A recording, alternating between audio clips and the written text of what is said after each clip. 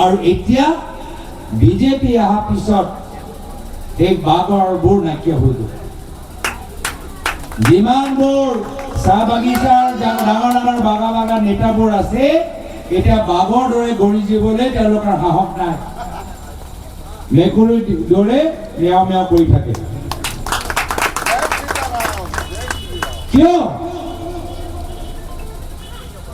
কিয় আজি নিজৰে সমাজক আজি তেওঁলোকে অন্যায় কৰিছে, অত্যাচাৰ কৰিছে।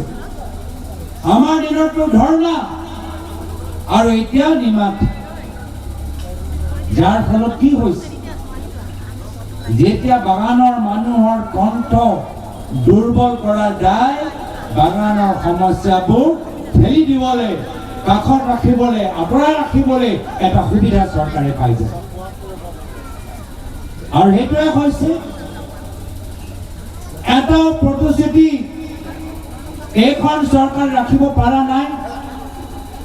10 বছৰ পাৰ হৈ গ'ল। এতিয়া বাগানৰ ক্ষেত্ৰত যদি কোনোবা বহি আলোচনা কৰে, এটাহে আলোচনা কৰে যে মামীয়ে ক'ত বাগান কিনিলে। ইয়াৰ বাহিৰে আলোচনা নাই, ইয়াৰ বাহিৰে একো আলোচনা নাই। তাত আৰু উজনি অসমত গ'লে ক'ব মামীয়ে ডিব্ৰুগড়ত কিবা বাগান কিনিলে। ইয়াত আহিলে ক'ব বিশ্বনাথত মামীয়ে ইয়াত বাগান কিনিলে।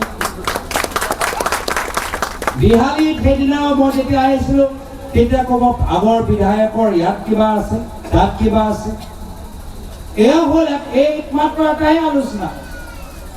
যেতিয়া পৰা মুখ্যমন্ত্ৰী হিমন্ত বিশ্ব শৰ্মা ডাঙৰীয়া তেওঁ অসমৰ নেতৃত্ব ল'বলৈ সুযোগ পাইছে, বাগানৰ সম্পৰ্কত এটাহে সমস্যা যে বিজেপি দলৰ বিধায়ক মন্ত্ৰী নিজৰ পৰিবাৰৰ নামত ক'ত বাগান কিনিছে।